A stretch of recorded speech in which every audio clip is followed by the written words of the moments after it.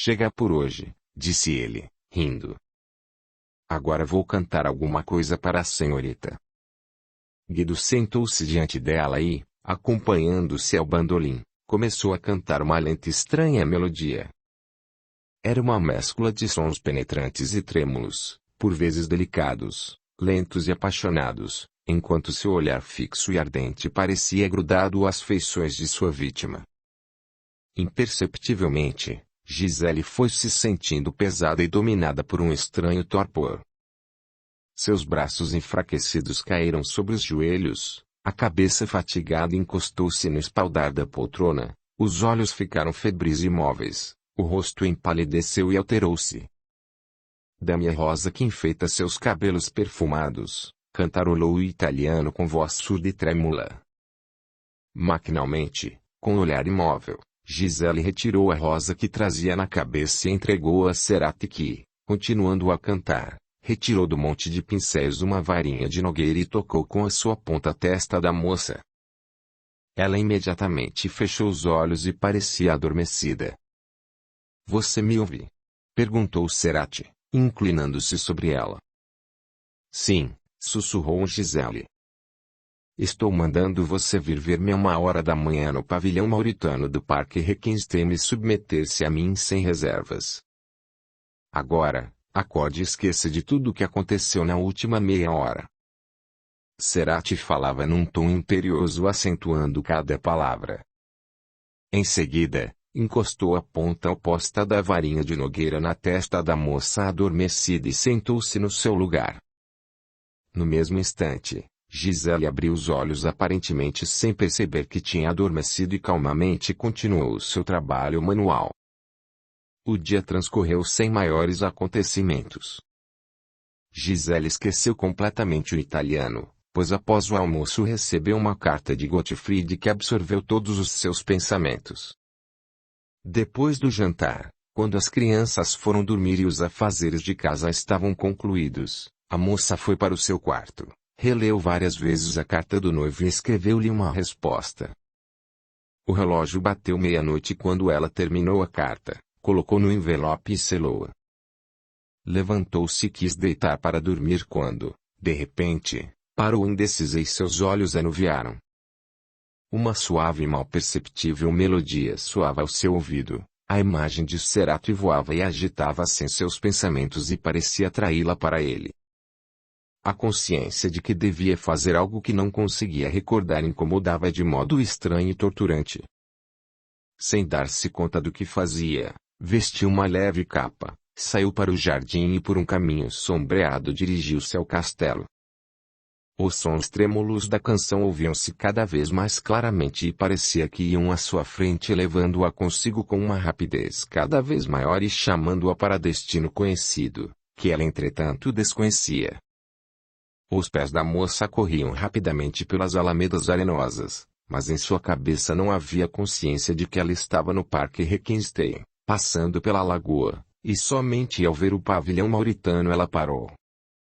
Seu olhar anuviado vagava inconscientemente pelas finas colunas, pelos arabescos dourados, pela fonte que em murmúrio jorrava água na piscina de mármore. Então, de repente, ela atirou-se inconscientemente para a entrada do pavilhão onde a porta abriu-se imediatamente e no fundo iluminado delineou-se a silhueta elegante de um homem. Instantes depois, Guido Cerati apertava os seus lábios contra os dela sem qualquer reação e, após fechar a porta, levava a moça para dentro do quarto. A partir dessa malfadada noite, Gisele caiu num estranho estado de espírito, incompreensível aos seus parentes. Pálida, sombria e calada, ela mantinha a distância de todos, estremecia ao menor barulho e teimosamente não respondia às preocupadas perguntas do juiz e da esposa. Mas, com o cair da noite, uma força incompreensível levava ao pavilhão para o impiedoso malfeitor que a destruíra por cupidez e negligente devassidão. Entretanto, essas visitas noturnas não podiam permanecer em segredo por muito tempo. O primeiro a notá-las foi um criado que havia se atrasado, depois uma mulher que voltava da aldeia após visitar um parente doente. Logo o boato sobre esse escândalo chegou aos ouvidos do jovem professor de Tancredo que substituía Gottfried. O rapaz quis conferir isso com seus próprios olhos e, quando viu Gisele entrando no pavilhão, não teve mais dúvidas e seu coração honesto indignou-se com tal depravação numa menina que mal completara 19 anos. Mas ele não podia decidir-se a comunicar isso ao Weirenfels e ao casal Lindner, que eram os únicos que não sabiam da vergonha que tinha recaído sobre o seu lar. O objetivo de Cerati tinha sido alcançado, sua vontade fora satisfeita e ele resolveu, sem mais protelar, representar o último ato do drama. Quando à noite Gisele chegou ao pavilhão, pegou-a pela mão e, dominando-a com o olhar como a cobra domina um passarinho, disse: "Você vai escrever ao seu noivo o que irei ditar agora." Peguei a pena e o papel. A infeliz, sem qualquer reação, escreveu: "Gottfried, sou indigna de ti, amo a outro e entreguei-me a ele.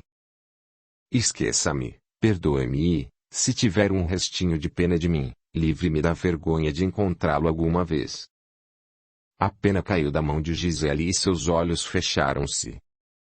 Então Cerati disse-lhe imperiosamente: "Amanhã de manhã você escreverá uma carta a Weirenfels com estas palavras. Você não vai mais vir aqui, mas vai lembrar o que aconteceu e que você vinha aqui de boa vontade, por amor a mim." Como num pesadelo a moça voltou para casa e acordou num abismo de vergonha e desespero. No dia seguinte, Cerati aproveitou a primeira oportunidade de ficar a sós com a condessa para lhe passar a carta que realizava o rompimento entre Gottfried e sua noiva. "Isto é uma cópia da carta que hoje foi enviada a ele", informou o italiano. Pálida, com a testa coberta de suor, Gabriele leu a missiva, fruto de um crime mais baixo que o assassinato, e sentimentos de alegria, horror e dor de consciência misturaram-se em sua alma. Finalmente, Gottfried estava livre, isso tranquilizava o seu coração ciumento. Mas o crime a fazia estremecer. Seu bom senso negava-se a entender como Gisele, sendo noiva de um homem como Weirenfels, conseguia mesmo olhar para um ou outro homem, sem falar de se entregar a uma paixão rasteira por Cerati. "Está bem. Hoje à noite o senhor receberá a quantia combinada", sussurrou ela, levantando-se. Mas, imediatamente após o acordo com o italiano, uma preocupação secreta começou a torturar Gabriele, e à medida que se desenrolava a intriga que arruinava a infeliz Gisele, essa preocupação febril crescia cada vez mais. Para se acalmar e reprimir aquele caos de sentimentos tempestuosos, ela novamente jogou-se no turbilhão de divertimentos. O barulho da sociedade encobria a sua consciência, a admiração da multidão exaltava-a. Dom Ramos voltou e recomeçou seu flerte. Ele parecia mais apaixonado, e Gabriele, com uma leviandade cega, flertava com ele citando ainda mais o fogoso rapaz. Arno sufocava de ciúmes e até sugeriu ao pai que seria razoável proibir a entrada do brasileiro na casa. Mas o conde permanecia sombrio e indiferente, e parecia não dar qualquer importância ao flerte entre Dom Ramos e sua esposa. Após o rompimento de Gottfried com sua noiva, a preocupação secreta da condessa aumentou ainda mais. Com uma insaciável avidez ela procurava diversões, mas sob aquela fingida alegria ocultavam-se a dor de consciência e o desejo de reparar o crime na medida do possível. Então, certo dia, quando os dois condes estavam ausentes de casa, Gabriele aguardou Cerati e, ao vê-lo indo ao pavilhão mauritano, aproximou-se do rapaz. Audiolivro realizado pelo canal Surya Chand Audiobook. "Precisamos ter uma conversa séria, Sr. Cerati", disse ela, sem qualquer preâmbulo. "O senhor me pegou desprevenido e aproveitou-se do meu ciúme momentâneo para me fazer cair numa armadilha e explorar um segredo que descobriu por acaso. Mas o mal está feito e é preciso aplacar as consequências. A ideia de que o senhor em parceria comigo destruiu um ser inocente não me deixa em paz. Vim propor que o senhor case com Gisele. Darei à moça um dote rico e, já que ela o ama, Então sua honra e sua felicidade estarão igualmente defendidas. O rosto do pintor ruborizou-se fortemente, e ele franziu a testa. Mas, recompondo-se imediatamente, ele respondeu com sua habitual esquiva. Então é a sua vez, condessa, de me pegar desprevenido. Nunca pensei em casamento, mas a sua generosidade torna possível tal união e estou quase decidido a atender ao seu pedido. Entretanto, pedir-lhe um tempo para pensar antes de aceitar definitivamente a proposta. A condessa acenou afirmativamente com a cabeça e afastou-se. Ela não percebeu o olhar venenoso e zombeteiro que a acompanhava. Mulher estúpida e vaidosa, resmungava Guido, pensa que vai me obrigar a pagar com minha liberdade, pelas suas aventuras amorosas. Preciso me apressar a dar-lhe uma ocupação mais produtiva do que acalmar as dores de consciência. Alguns dias depois dessa conversa houve uma festa no castelo. Um grande volume de pessoas reuniu-se no baile da aldeia organizadas por Gabriele com seu habitual gosto e luxo. Dançavam no jardim, no salão de baile especialmente construído e no castelo onde todos os terraços abertos estavam muito bem iluminados. Ao som de duas orquestras os alegres grupos de pessoas bem vestidas dançavam e passeavam pelas alamedas do jardim. Acabou a valsa e Gabriele, após dançar com Dom Ramos e apoiada em seu braço, ia pela alameda que levava ao castelo.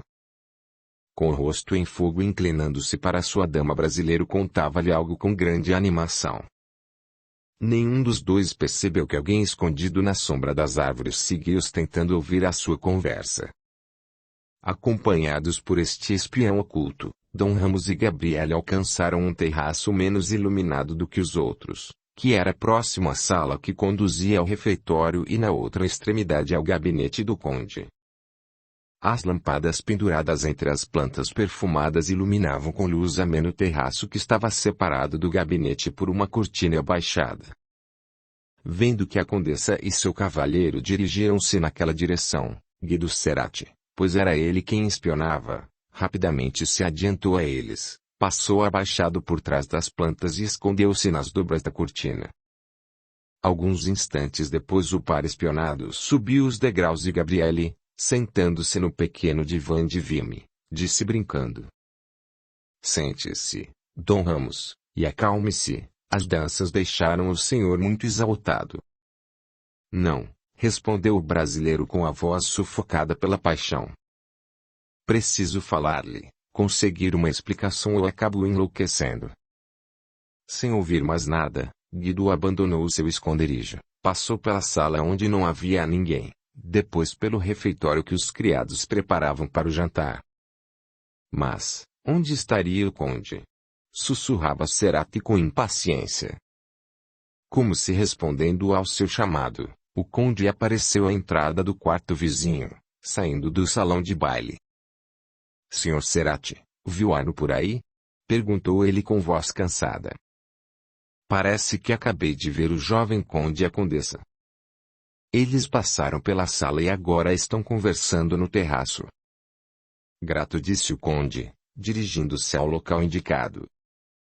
Cerati, por sua vez, correu para o jardim por outro caminho. Chegando a alguns passos da cortina o conde parou repentinamente. Ele ouvira nitidamente uma voz que dizia com ardor. Sim ou não, Gabriele? Ama-me ou não? Seus olhos ou me acendem ou me gelam. Preciso saber o que é isto, um simples jogo ou amor. Com o rosto ficando vermelho o conde aproximou-se e olhou por entre as dobras da cortina. Não havia se enganado. Lá estava Dom Ramos.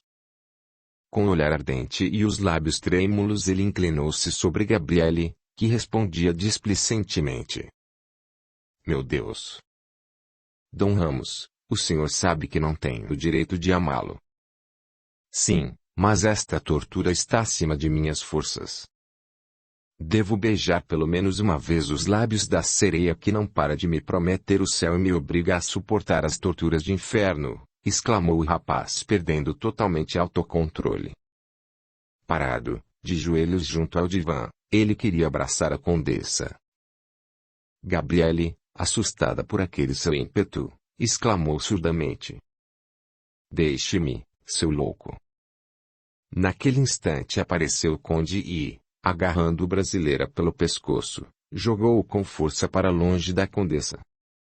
Seu miserável, como ousa em minha própria casa ofender a minha esposa? Gritou com voz embargada pela ira. Eu exijo satisfações.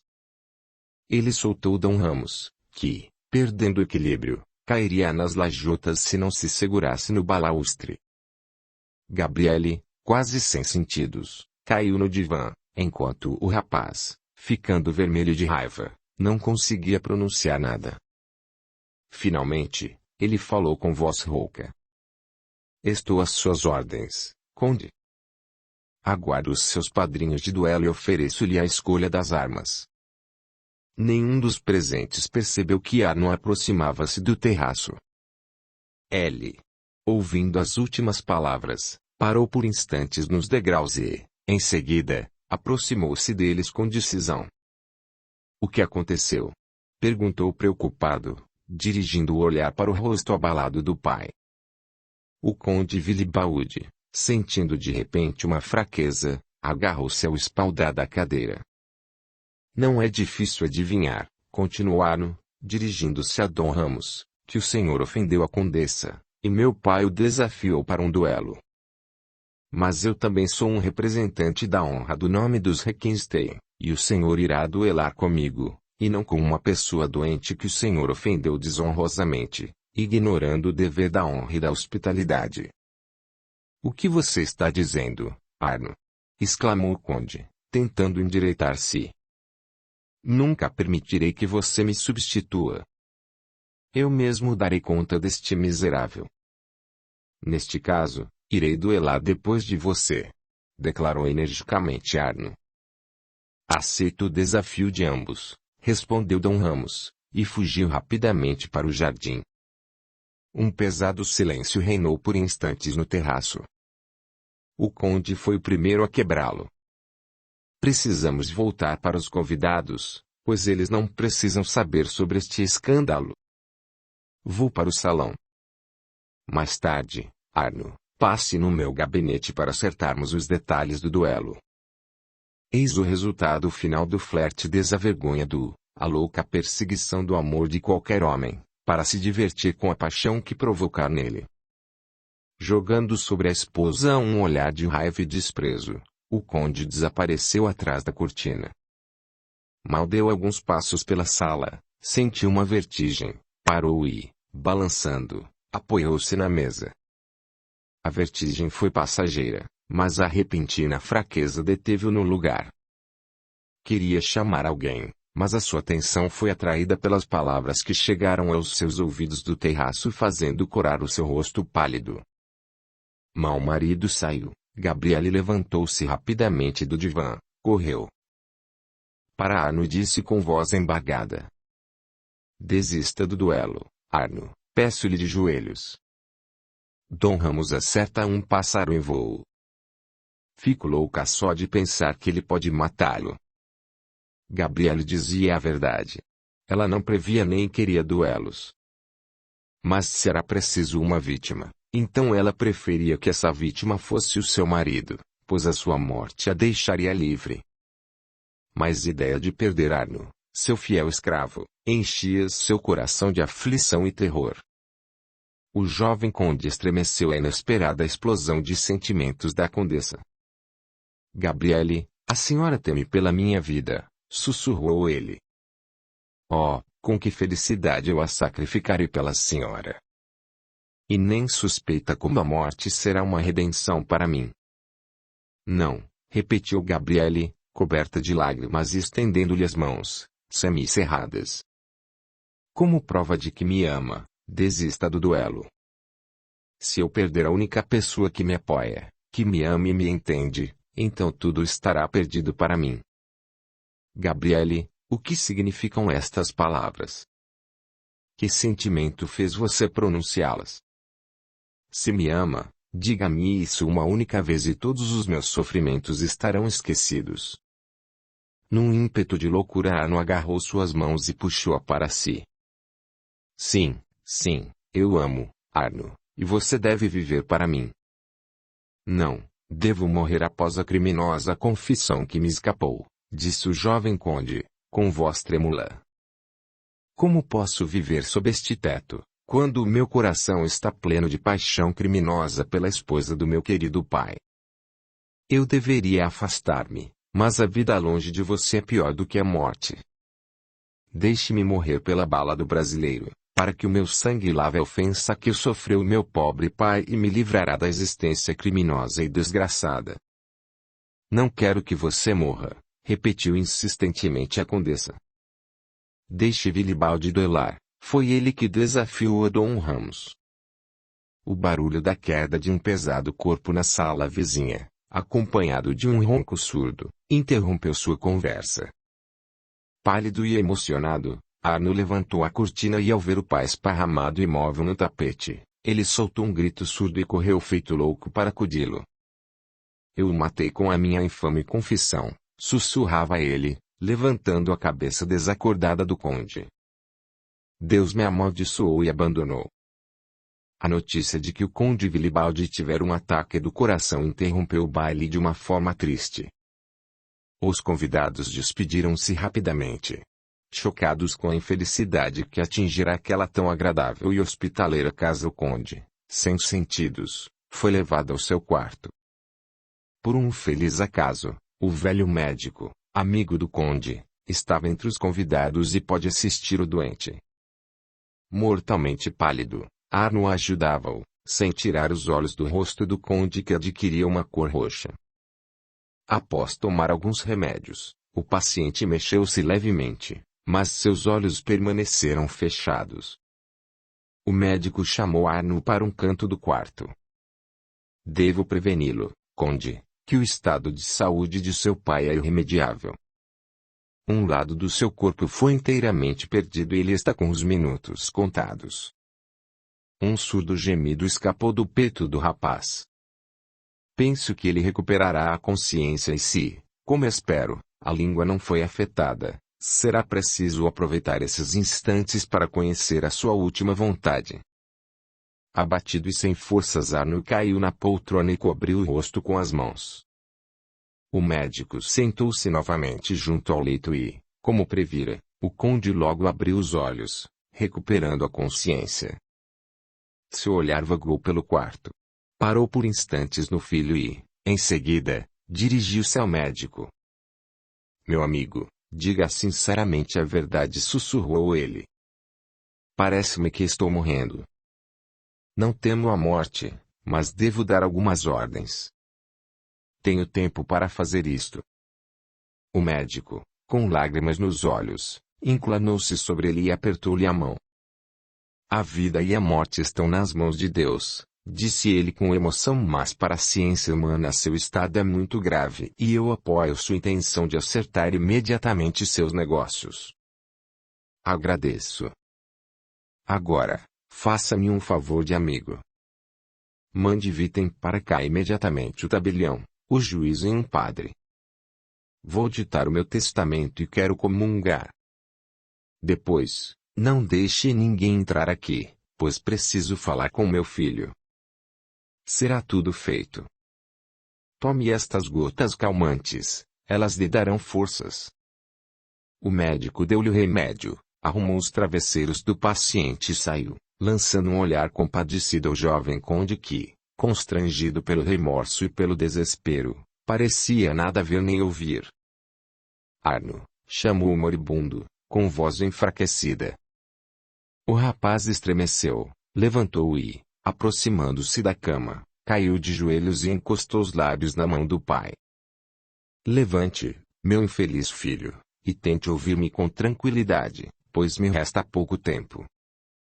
Oh, pai, você não me afasta com desprezo e nem me amaldiçoa pelo fato de eu, tomado por uma criminosa paixão, ter-lhe roubado o coração de sua esposa, desferindo-lhe assim um golpe mortal. Oh, como sou traiçoeiro e criminoso, concluiu ele, tremendo de vergonha e arrependimento. Acalme-se, meu pobre e querido filho. Em meu coração não há nenhuma gota de fel contra você. Como posso condená-lo por ceder aos encantos daquela beleza mortal que, como fogo que a tudo consome, matou também a mim? Sou culpado, pois em minha cegueira incompreensível não percebi o perigo que você estava correndo. Não foi a sua declaração de amor que me golpeou mortalmente, mas a revelação de que você estava muito infeliz, pois sendo jovem, bonito e rico, maldiz a vida e procura a morte. Dê-me um beijo. Nada tenho a lhe perdoar, pelo contrário, o abençoo pela alegria e pelo amor com que você adoçou os últimos dias de minha vida. Lágrimas caíam pelo rosto de Arno. Ele inclinou-se e com lábios frementes beijou a face do pai. Agora, meu filho, quero que jure cumprir aquilo que lhe pedirei. Juro. Prometa-me nunca tentar contra a própria vida. Mas, e se Dom Ramos me matar? Sussurrou Arno, indeciso. O resultado de um duelo está nas mãos de Deus. Estou falando de suicídio. Você deve arrancar do seu coração esta paixão fatídica que o está destruindo, deve afastar-se e tentar esquecer. Isso você vai conseguir, pois não se morre de amor. O tempo cura qualquer ferida, a ausência afasta de nossos pensamentos as mais torturantes recordações. Você está separado de Gabriele pela impossibilidade, pois não pode se casar com a viúva de seu pai. Apesar de tudo, fico feliz com isso, pois essa mulher não é capaz de oferecer uma felicidade segura e verdadeira. Como você, Arno, eu endeusava Gabriele enquanto era mal suportado por ela. Ela abusaria de sua fraqueza como abusou da minha e você, como eu, seria vítima de vergonha e ruína. Para superá-la e discipliná-la é preciso um homem de índole diferente da nossa. Você agora se criticava por ter roubado o coração de minha esposa. Acalme-se, pois Gabriele mentia quando dizia que o amava. Ela ama você somente como a um fiel escravo cuja mão está sempre pronta a despejar ouro para satisfazer seu translocado luxo. Ela pedia-lhe para não brigar com Dom Ramos, temendo perder você, um obediente escravo, no duelo e desejando que eu morresse. Deus é testemunha que neste solene momento não quero julgar a minha esposa, e condená-la por este acidente ocasional que ela não previa. Mesmo o seu desejo de ser livre é justo até certo ponto, pois é natural que um marido velho e doente seja um fardo pesado e desagradável para essa linda e ardente mulher, loucamente apaixonada por outro homem. O que está dizendo, pai? Você supõe que Gabriele ama Dom Ramos? Exclamou Arno, levantando-se. Seu rosto alterou-se e ele tremia todo. Não, não há Dom Ramos. Ela ama loucamente Verenfels. Na noite de sua partida ela teve um encontro com ele que eu, por acaso, testemunhei. Depois disso, não tive mais dúvidas sobre os sentimentos dela. Mas, que pérfido patife! Exclamou Arno, caindo na poltrona como se levasse um tiro. Seu coração rasgava-se de desespero e o ciúme sufocava-o. Com lágrimas nos olhos, o conde olhou por instantes no rosto alterado do filho e, em seguida, disse carinhosamente: Controle-se, meu filho, seja firme e não culpe injustamente a um homem honesto e nobre. Verenfels não procurou nem queria aquele encontro. Gabriele foi procurá-lo levada pela paixão por ele, mas de seus próprios lábios ouvi que Gottfried já havia antes tentado chamá-la ao caminho do dever e da virtude. Apesar de tudo isso, ela finalmente enfeitiçou e conquistou seu coração. É uma fraqueza humana que perdeu a ele. Aliás, eu já tinha certas suspeitas que se confirmaram com certos detalhes do que Tancredo me contou em sua inocência. O caso da estufa não foi nada mais do que uma tentativa de suicídio. Tenho certeza de que, após a minha morte, ficando livre, ela casará com Verenfels e estou satisfeito com isso. Ela precisa de um marido assim. Ele domou e quebrou seu temperamento, como quebrou o de Tancredo. O conde calou-se, fatigado. Arno nada respondeu. encostando a cabeça nos travesseiros, reprimia os gemidos que apertavam seu peito. Alguns instantes depois, bateram levemente na porta. Era o médico, que viera avisar que o padre e os outros convocados pelo conde aguardavam na sala vizinha. Quando os convidadores entraram, Arno levantou-se com uma aparência surpreendentemente tranquila e deu as ordens necessárias para a ocasião. Em seguida, sentou-se ao lado do leito do pai e somente uma expressão especial no rosto do rapaz traía sua emoção interior. O conde começou a ditar o testamento. Ordenava que, naquele mesmo outono, Tancredo fosse colocado numa escola militar, nomeando como seu tutor o coronel Barão Ottokar Ueffenhagen, seu primo e colega superior na tropa. Designava uma soma em dinheiro destinada à educação e à manutenção do garoto, que ao atingir a maioridade tomaria a posse de todos os lucros, mas havia um parágrafo especial que o proibia de mexer no capital, vender ou transferir a outra pessoa qualquer coisa de sua fortuna até que completasse a idade de 25 anos. Para sua esposa o conde deixava uma pensão vitalícia que seria paga a ela até o fim de sua vida, mesmo em caso de ela contrair um novo matrimônio. Ele deixava a ela o direito de morar no castelo Reckenstem e, da mesma forma, em sua casa de Berlim. Durante a redação desse parágrafo Arno inclinou-se para o pai e disse sussurrando: Pai, aumente a pensão dela. Acrescente-lhe um dote de 30.000 taleiros que tem sobrando. Ela está acostumada ao luxo e Werenfels é pobre, devemos retirar os obstáculos para a felicidade deles.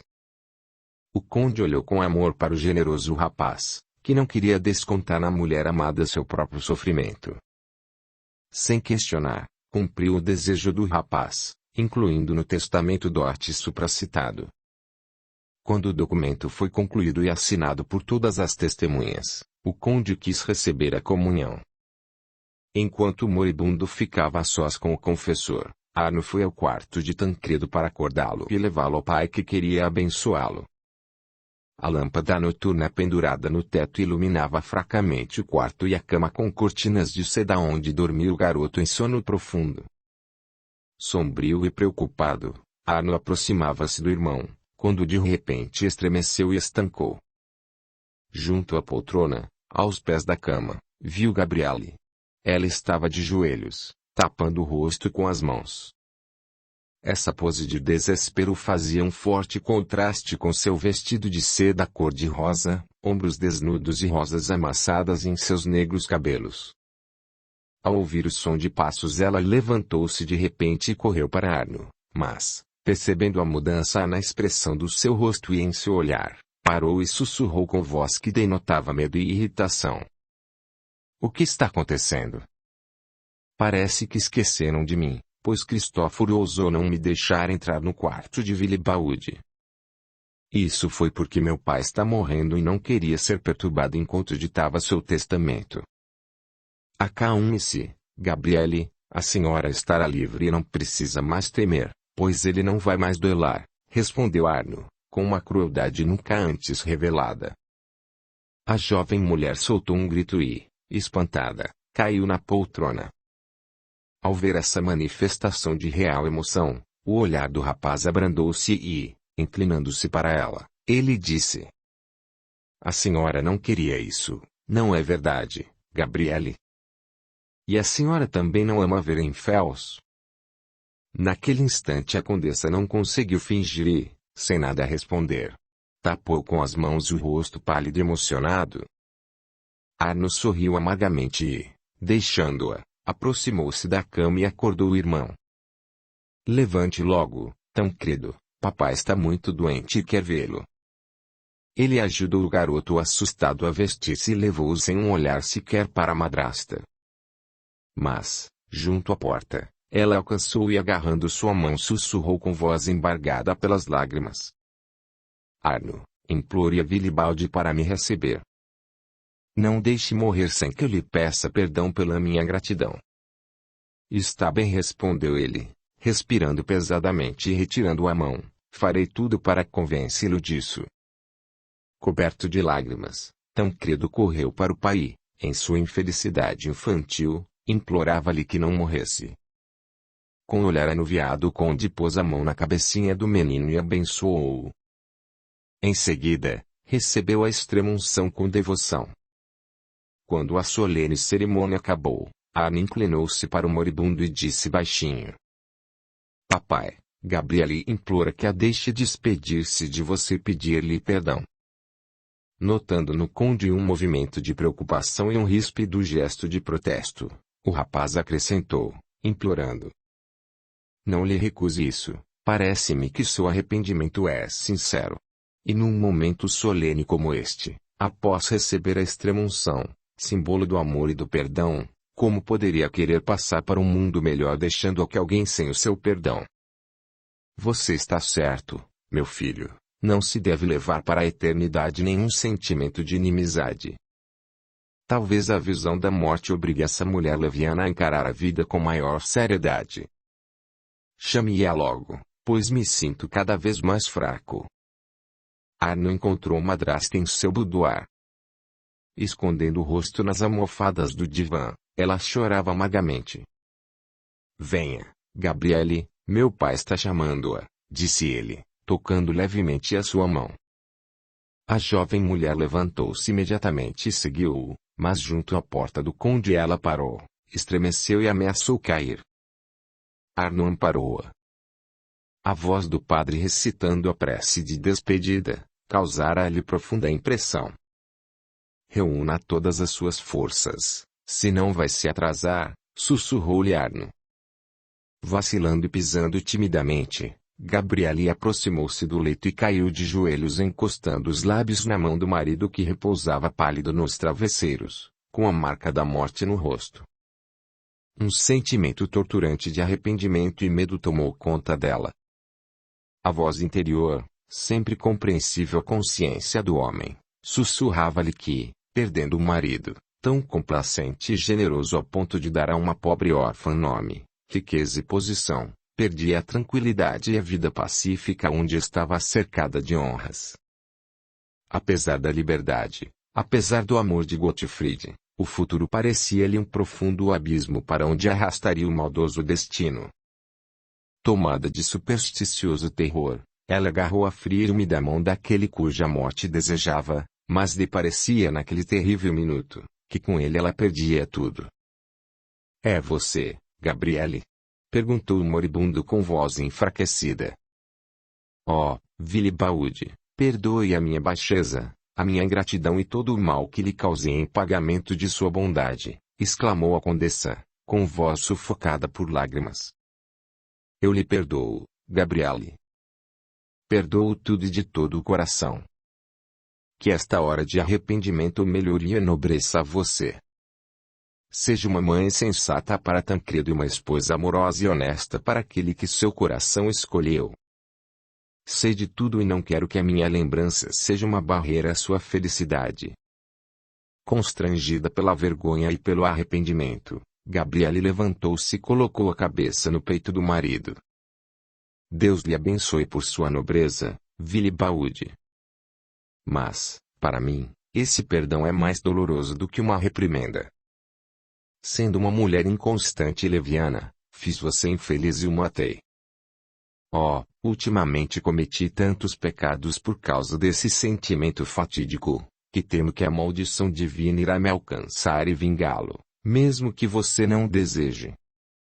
Acalme-se, minha filha, e procure na prece um apoio às suas fraquezas. Agora, beije-me pela última vez em sinal de nossa completa reconciliação. Gabriele apertou os seus lábios quentes nos lábios do moribundo, mas, percebendo que os olhos do conde de repente se apagaram e o rosto cobriu-se de uma palidez mortal, soltou um grito surdo. O médico aproximou-se rapidamente e, vendo que o corpo esfriando sofrera uma convulsão, persignou-se, enquanto o padre pronunciava solenemente: Espírito de cristão, volte ao seu Criador. Um minuto depois, tudo estava acabado. Emocionada e pálida como um lençol, a condessa levantou-se. Abrindo bem os olhos, ela ficou olhando por um instante para o falecido e, em seguida, caiu sem sentidos no tapete. Arno, que ainda ontem esqueceria de tudo e largaria tudo para ampará-la, levantou a cabeça vendo-a cair, mas não moveu um músculo. E enquanto o médico ajudado por um velho criado levava a condessa, o rapaz ajoelhou-se, puxou Tancredo para perto de si e entregou-se a uma prece. Gabriele recuperou-se logo do desmaio, mas estava deprimida. Sentia-se aniquilada e desgraçada. Parecia-lhe que tudo ruía ao seu redor. Ao lembrar do duelo marcado, ela foi tomada por uma louca preocupação. E se Arno morresse agora, vítima de sua leviandade? Com repentina decisão, a jovem mulher correu para a escrivaninha e com mão trêmula escreveu: Dom Ramos, sua diversão de ontem à noite teve consequências mortais. Meu marido faleceu de ataque do coração. O senhor consegue compreender o meu desespero e a tortura da minha consciência? Após esta desgraça, como poderia o senhor duelar com o meu enteado? Se ele caísse vítima de suas mãos, acho que enlouqueceria. Se o senhor valoriza o meu respeito e amizade, escreva a Arno algumas palavras de desculpas e vá embora daqui. Se tudo o que o senhor me falou ontem é verdade, respeite o meu pedido. Gabriele. Ela selou a carta e mandou a sua fiel Cecília enviá-la imediatamente. 2 horas mais tarde, ela recebeu a seguinte resposta: Condessa, seu desejo para mim é sagrado. Também é justo que eu tente redimir a minha culpa e envio desculpas ao conde de Arnoburg. Seu desafio foi provocado por uma justa indignação. Estou desesperado por ter me deixado levar pela própria impetuosidade e imploro-lhe que me perdoe. A louca paixão que tenho pela senhora é a minha única desculpa, mas considero vil derramar sangue entre nós. Saio em viagem por alguns meses e peço a Deus que aguarde ele de forças. Até logo. Ramos de Moreira. Aliviada da enorme carga, Gabriele adormeceu extremamente fatigada. No dia seguinte pela manhã, um cavaleiro trouxe uma carta do barão de Moreira ao conde de Arnoburg. Senhor conde, escrevia Dom Ramos, espero que não considere como covardia estas minhas palavras. O senhor me conhece o suficiente para saber que nunca recusei um duelo, mas ao saber da morte de seu pai, a ideia de que a minha insana paixão motivou é terrível para mim. Devido ao caixão que ainda não se fechou, o duelo com o senhor, para mim está fora de questão. Vou embora daqui imediatamente e peço-lhe desculpas pelo meu comportamento de ontem. Mas, como poderia o senhor me condenar por estar cego de paixão por esta encantadora mulher? Feliz daquele que é capaz de enfrentá-la. Com um pesado suspiro Arno fechou a carta. A vida era-lhe odiosa e a morte pela mão de Dom Ramos seria uma saída. Sim, feliz daquele que consegue enfrentar este ser traiçoeiro, mortal para os Requenstein, sussurrou ele amargamente. Após o enterro do conde Willibaud, o castelo Requenstein foi invadido por um sombrio silêncio. Arno recolheu-se em sua propriedade e não saía de lá, ocupado na preparação de uma longa viagem. Decidira colocar um oceano entre ele e Gabriele e, conforme promessa feita ao pai, tentava expulsar do coração a tentadora imagem. No presente momento o estado de sua alma era terrível. A paixão e o ciúme torturavam-no, tirando-lhe a tranquilidade e o sono, subvertendo sua saúde e obrigando-o às vezes a temer a loucura. Pensava que não suportaria tais sofrimentos, mas o espírito juntado ao corpo é um tecido elástico. O homem sofre em convulsões como um verme quando é pisado pela bota do destino, mas, rasgado e abatido, ele levanta e continua a viver. Certa noite, quando o rapaz, sem encontrar paz, andava pelo dormitório, acabou empurrando com o pé seu genuflexório, e a cruz que estava sobre este caiu no chão. Assustado, Arno ergueu e recolocou-a no lugar junto com o breviário que também havia caído. Imediatamente, veio-lhe a ideia de que aquilo talvez fosse um sinal de seu pai ou sua mãe lembrando-lhe que em vez de desesperar e entregar-se à fraqueza, Deveria rezar e procurar amparo e ajuda do Pai Celestial, misericordioso com todos. O rapaz ajoelhou-se e, dirigindo o olhar para a imagem do Messias Celestial que dera a própria vida para salvar a nossa, começou a rezar calorosamente. Essa é uma ação em que a consciência não participa e os lábios permanecem calados, mas nesses ímpetos a alma se eleva à sua origem celestial e, apesar dos grilhões corporais, das ilusões e de uma infinidade de imperfeições, reacende e purifica sua chama no fogo celestial. Esse gesto não foi em vão. A alma arrasada e ofendida reforçou-se ao contato com a perfeição celestial, recebendo desta uma partícula da tranquilidade serena. Desapareceu a opressiva tristeza, e as paixões agitadas deram lugar a uma sensação de relativa calma. Logo, um sono profundo e reparador trouxe-lhe o esquecimento de todos os problemas cotidianos. Quando Arno acordou, sentia-se mais forte, tranquilo e, com energia renovada, voltou a preparar-se para a viagem.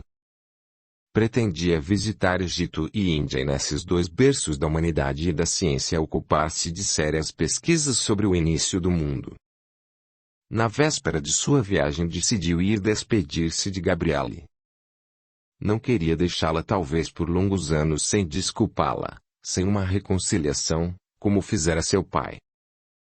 Após a morte do marido, a condessa trancou-se em seus aposentos e não recebia a ninguém. Afastou-se até de Tancredo. O menino, amoado no castelo, passava a maior parte do tempo em Arnoburg ou com Folquimar, para onde o arrastava o seu bondoso e fraco tutor. A notícia da breve partida de Arno chegou até Gabriele e aumentou a sua sóbria tristeza. De repente todos a abandonavam. De Gottfried não havia notícias. Ela nem sabia se ele ouvira falar do que acontecera no castelo. O isolamento silencioso que a cercava pesava-lhe como um pesadelo, e por vezes aquele amplo castelo parecia-lhe um sarcófago que se fechara sobre ela. Certa noite, a condessa estava sentada em seu boudoir.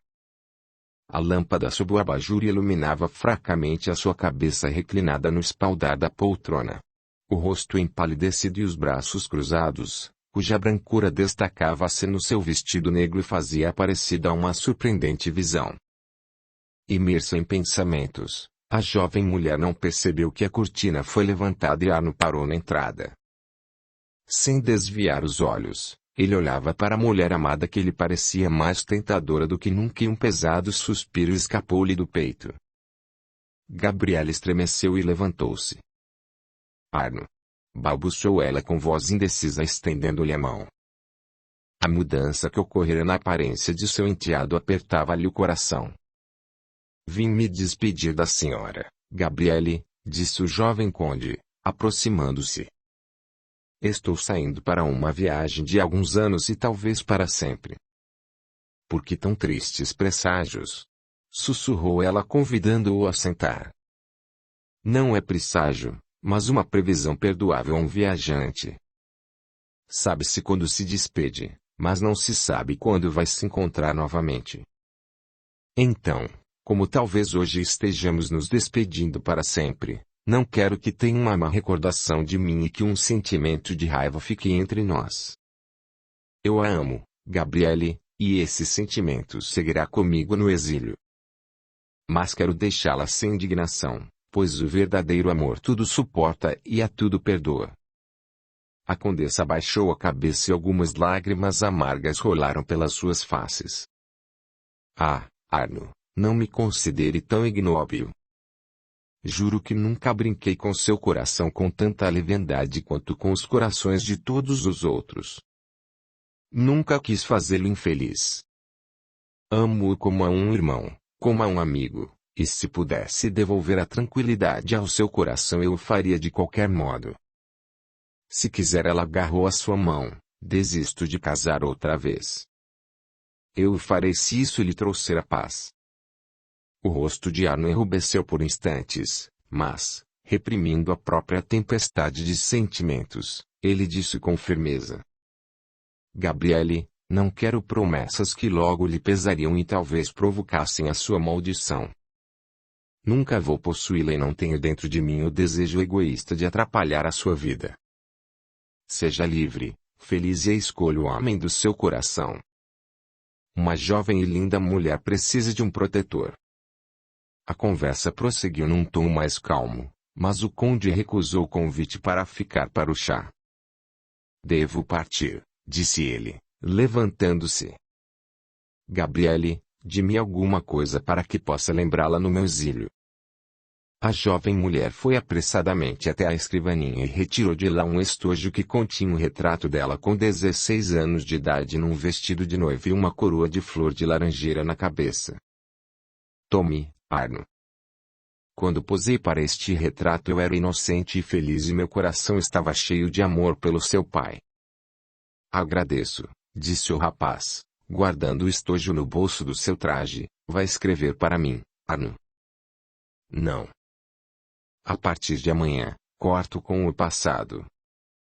Requinte-me tudo que habita nele deixarão de existir para mim.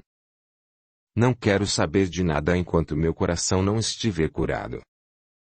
Mas, se algum dia precisar de alguma coisa, procure o meu banqueiro em Berlim, Sr. Fleur. Continuo sendo seu irmão, ajudante e amigo, não se esqueça disso. Agora, adeus. Num rápido gesto ele puxou-a para si, beijou-a nos lábios e correu para fora. Oh, sou maluca. Afugentei o meu melhor amigo, murmurou Gabriele caindo na poltrona e desandando a chorar. Num lindo dia de setembro, um leve cabriolé equipado com um par de cavalos de correio corria pela estrada que levava ao castelo Requinstein. Na carruagem estava Gottfried trazendo consigo uma pequena mala. O rapaz dirigiu um olhar pensativo para o castelo, que começava a aparecer no fim do vale, tudo cercado de jardins. Como tudo havia mudado desde aquele dia, há 2 anos, quando ele passara por aquele mesmo caminho. Tomado de uma tristeza e tênue esperança, suspirou e perguntava-se como seria o seu encontro com Gabriele, agora que ambos estavam livres. O rapaz soubera por meio do tutor que lhe substituíra sobre os acontecimentos ocorridos. As notícias da morte do conde e da viagem de Arno haviam-no arrancado da torturante paralisia que o dominara como resultado do rompimento com Gisele. A repentina mudança da moça, a depravação moral que se manifestou na sua ligação desavergonhada com o pintor incutiam a Gottfried repulsa e horror. Mas, quando em suas lembranças surgia a carinhosa imagem de inocente Gisele de olhar puro e sincero, sua queda ficava-lhe incompreensível. Audiolivro realizado pelo canal Surya Chand Audiobook. A morte da mãe, que acontecera logo em seguida, e todos os arranjos com a mudança para Mônaco haviam absorvido inteiramente o rapaz. William Berg recebera-o com sincera amabilidade e logo se afeiçoara à pequena Lília com aquele carinho que frequentemente toma conta de velhos solteirões. Gottfried, tranquilizado e reforçado espiritualmente pelo amor de seu parente, começou a pensar novamente sobre Requinstein e seus habitantes. Escreveu ao seu substituto, pedindo-lhe notícias e perguntando se Gisele casara com Guido Cerati. Não recebeu nenhuma resposta e, depois de muito vacilar, decidiu ir passar os 2 dias no castelo para saber o que acontecera nestes 3 meses após a morte do conde. No instante em que o cabriolé se preparava para entrar na Alameda, Gottfried mandou desviar para a estrada que levava à aldeia, deixá-lo à entrada do parque e entregar suas malas na casa dos empregados. Não quis parar diante da entrada principal. Uma pesada sensação encheu a alma do rapaz quando ele vislumbrou a torre da igreja e o telhado vermelho da casa do juiz que aparecia por entre as árvores semi-desfolhadas. Cedendo a um repentino desejo, ele dirigiu-se ao cocheiro que vivia naquela aldeia e que Gottfried conhecia. Rupert, você lembra do pintor estrangeiro que vinha pintar os retratos da condessa e do conde Arno? Sabe quando ele foi embora?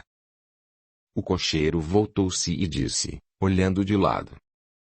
Então o senhor não sabe que aquele gabolo afogou-se há 3 semanas? Afogou-se? Repetiu Gottfried, surpreso. Mas como?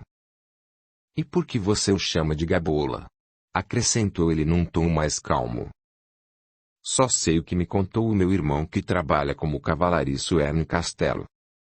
Pois bem, após a morte do velho conde, a condessa não tinha mais tempo para retratos e o pintor poderia ir embora, mas ele encontrou um trabalho nas imediações e passava seu tempo por aí. Sua principal moradia era no pavilhão mauritano do parque. Certa vez ele recebeu lá a visita dos irmãos Humberg que o convidaram para uma pescaria. O dia estava quente e eles resolveram nadar. Mal entraram na água quando de repente o italiano gritou e começou a se afogar. O Humberg mais velho correu até ele e tirou-o da água, mas apesar de o rio não ser fundo naquele lugar e de o pintor ter ficado debaixo d'água por poucos minutos, ele não sobreviveu. Não sou o único que pensa que o diabo o afogou. Os feiticeiros que matam inocentes sempre terminam desse jeito. O espírito maligno vem buscar a sua alma negra. O cabriolé parou. Gottfried disse e, pensativo, foi andando pelo parque. Mas seus pensamentos tomaram de repente uma outra direção quando na curva da Alameda ele percebeu uma mulher que andava vagarosamente cabisbaixa. A longa cauda do seu vestido de luto fazia barulho passando sobre as folhas secas, e um grande véu cobria a sua cabeça. Seu coração bateu mais forte e ele apressou o passo para alcançá-la. Sim, aquela era Gabriele. Desanimada, amuada pela saudade e pela tristeza, ela havia saído para uma volta no parque. O sombrio isolamento que a cercava agia de modo relaxante sobre aquela jovem mulher mundana, que, além disso, era consumida pela própria paixão. As terríveis sensações provocadas pela morte do marido, os remorsos e a viagem de Arno haviam calado temporariamente aquele sentimento, mas aos poucos ele voltara a pulsar-se dela. Não parava de pensar em Gottfried, e irritava-se com o seu silêncio, ficava desesperado e não conseguia se decidir a escrever-lhe. Naquele instante, estava absorta em tais pensamentos, quando o som de passos apressados chegou aos seus ouvidos. Levantou a cabeça e viu Gottfried. De seu peito irrompeu um grito de uma tão franca alegria que ficou com vergonha de si própria e, enrubescendo e empalidecendo, pronunciou. Ah, o senhor surgiu tão inesperadamente que me assustou, Sr. Weirenfels. Desculpe-me, condessa, por assustá-la parecendo tão de repente, respondeu o rapaz, tão emocionado quanto ali beijando-lhe a mão. Pensei que seria melhor se eu não chegasse pela entrada principal. Ah, fico feliz com a sua presença, não importando como chegou, mas estou por demais nervosa. Os tristes acontecimentos que caíram sobre nós e a vida neste enorme e vazio prédio me deixam doente. Conversando, eles dirigiram-se para o castelo e Gottfried soube que Tancredo fora passar alguns dias como Eugênio Folquimar, que o seu substituto fora embora pois conseguira um lugar na universidade e que na semana seguinte a condessa pretendia viajar para a capital junto com o filho que deveria entrar para a escola militar. Gabriele e seu convidado almoçaram e à tarde beberam chá juntos e a sós. A condessa parecia ter se transfigurado. A presença do homem amado agiu sobre ela como o sol age sobre a flor murcha. As faces ficaram rosadas, havia brilho em seus olhos e os lábios sorridentes tentavam até esconder o reflexo da felicidade que enchia a sua alma. Nervosa e ardente, ela entregava-se inteiramente ao momento presente, deliciando-se sem limites com a presença, a imagem e a conversa daquele que amava. A sensação dessa forte e envolvente paixão com a consciência de que agora ambos estavam livres agia também na fria e sensata natureza de Gottfried. Ele viera com a intenção de manter-se nos limites da mais rígida contenção em respeito ao luto da condessa, deixando o futuro decidir o destino de ambos, mas sob o fogo vivificante dos olhos de Gabriele, todas aquelas ideias haviam desaparecido. Ele próprio não percebia a mudança que ocorria nele. A respeitosa continência fora substituída pela amabilidade e pelo desejo de agradar. Sua conversa animou-se, Os grandes olhos negros brilhavam com indisfarçável entusiasmo e olhavam nos olhos de Gabriele com uma ousadia cada vez maior. Eles separaram-se tarde e ao voltar para seu quarto Gottfried sentia-se como que inebriado. A noite trouxe-lhe uma certa tranquilidade e no dia seguinte, quando Cecília veio chamá-lo para o desjejum, ele já havia decidido, contra a vontade do próprio coração, voltar para casa na tarde do mesmo dia. O rapaz sentia que estava enfraquecendo, cedendo à força do amor e temia que num ímpeto maior as palavras cruciais saíssem de sua boca antes do prazo que lhe prescrevia seu sentimento de delicadeza e respeito à memória do conde. A condessa recebeu Werenfels em sua sala e, aguardando-o servirem a refeição, pediu-lhe que sentasse perto de sua mesa de bordagem. Ela estava bordando um tapete para a igreja da aldeia. A jovem mulher conduziu a conversa com a mesma animação do dia anterior, mas Gottfried sentia-se constrangido, sem saber como lhe dizer que iria embora no mesmo dia, à tarde. Finalmente, ele pediu licença para pegar uma carruagem após a refeição e ir a Folquemar para ver Tancredo, pois não queria ir embora sem se despedir de seu pupilo. Ao ouvir essas palavras o rosto de Gabriele ficou mortalmente pálido. O pensamento de perder Gottfried, não vê-lo nem ouvi-lo arrasou-a, parecia-lhe impossível suportar aquela separação. Os sentimentos que perturbavam a jovem mulher refletiram-se tão ostensivamente em seu rosto transfigurado que Werenfels ficou cativado. Seu coração batia fortemente e, esquecendo todas as suas ideias sensatas, toda a delicadeza dos sentimentos, ele inclinou-se e encostou os lábios na mãozinha trêmula que debalde tentava acertar a agulha no bordado. Devo partir, sussurrou ele, mas poderia voltar daqui a 1 ano para lhe fazer uma proposta que decidirá o nosso destino. Gabriele baixou o rosto enrubescido sobre o bordado com os olhos em chamas. Oh, Gottfried, respondeu ela também baixinho, porque pergunta aquilo que sabe há muito tempo. Volte daqui a 1 ano quando poderei. Abertamente diante de todos, dar-lhe o meu sim. O criado que entrou para comunicar que a refeição estava servida interrompeu a sua conversa, mas a palavra decisiva já havia sido proferida e quando a conversa foi retomada mais tarde, resumiu-se num beijo entre os noivos. O dia passou como uma flecha. A felicidade finalmente conquistada refletia-se como uma auréola no lindo rosto de Gabriele e ela aparecia sob uma nova luz. Gottfried, entusiasmado, entregava-se cada vez mais ao seu amor. O chá foi servido no boudoir, pois a novidade ficou conhecida pela esperta camareira. Seu instinto ou ouvidos lhe desvendaram o segredo. Os noivos continuaram livremente a sua conversa sem fim. Ficou decidido que o compromisso assumido por ambos seria guardado em completo sigilo, que a condessa, após voltar de Berlim onde entregaria Tancredo à escola militar, ficaria no castelo até o término do luto, e que em outubro, 1 ano e 4 meses depois da morte do conde Willibald, eles iriam casar-se. Mas você vem me ver no Natal, Gottfried? Sem dúvida e espero até lá poder lhe dizer onde será nossa futura moradia. Então não vamos morar aqui ou em Berlim na casa dos Requenstein. Willibald deixou-me o direito de morar nesses locais mesmo casando-me novamente. Werenfels, sorrindo, balançou a cabeça. E você considera isso possível, Gabriele?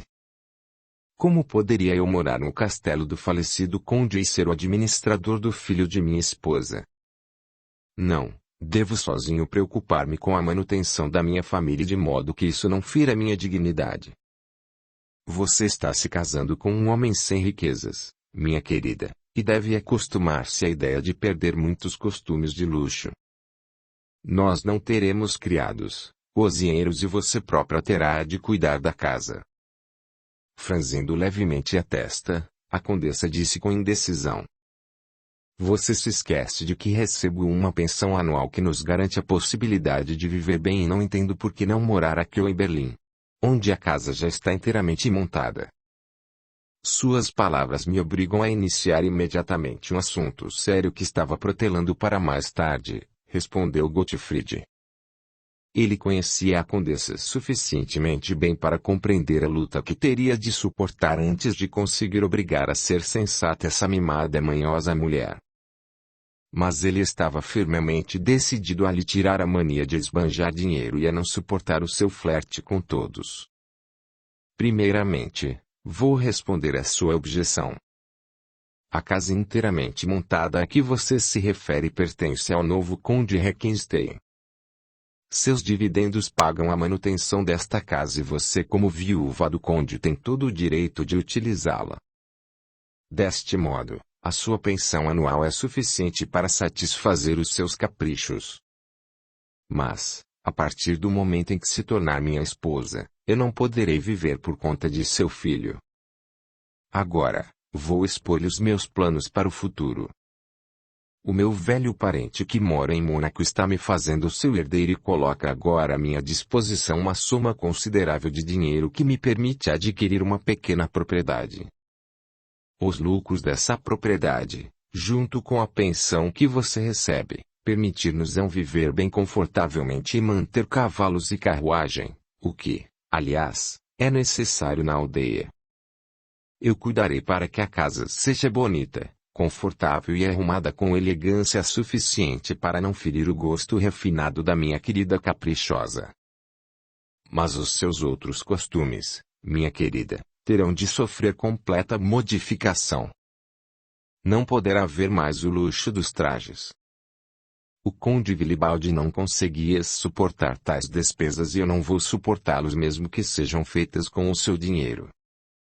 Aliás, o luxo dos trajes estaria descartado por várias razões. Eu não me sentiria em casa se me parecesse que a condessa de Requenstein perdeu-se por acaso e chegou ao meu humilde lar. Sua esfuziante beleza não precisa de panos para ser notada.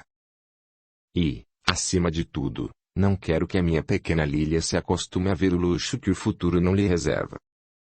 Aliás, você nem vai ter oportunidade de mostrar os seus trajes, pois a sociedade que você recebia na cidade não virá à nossa casa, e os proprietários vizinhos serão provavelmente pessoas simples ocupadas com seus afazeres e pouco interessadas em visitas. À medida que ele falava, um forte rubor cobria o rosto de Gabriele. Seus lábios tremiam nervosamente e era com dificuldade que ela continha as lágrimas prontas para jorrarem de seus olhos.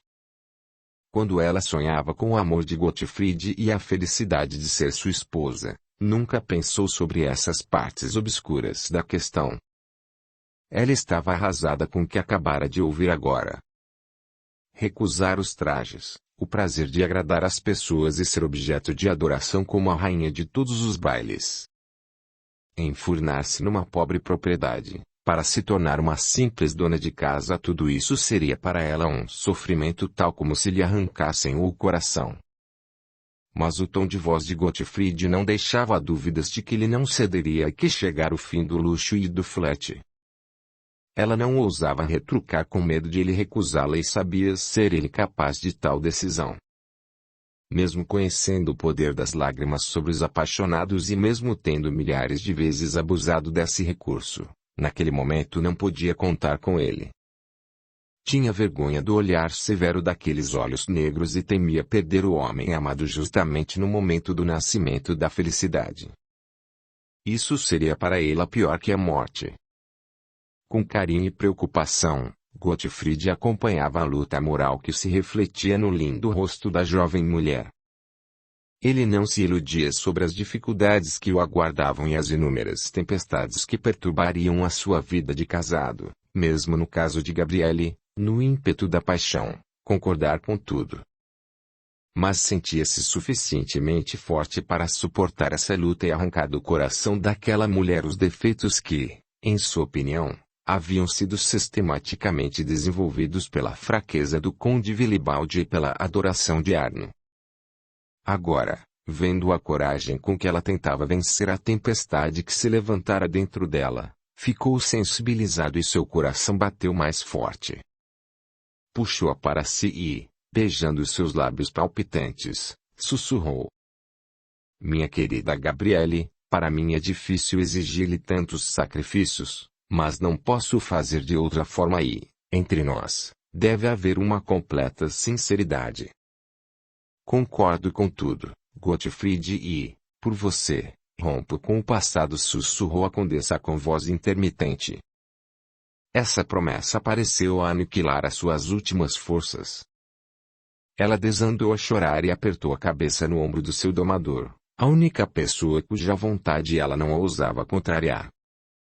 A luz da felicidade e de orgulho brilhou nos olhos do rapaz com essa primeira vitória e ele não tentou estancar as lágrimas dela, pois as via como uma manifestação de uma reação salvadora.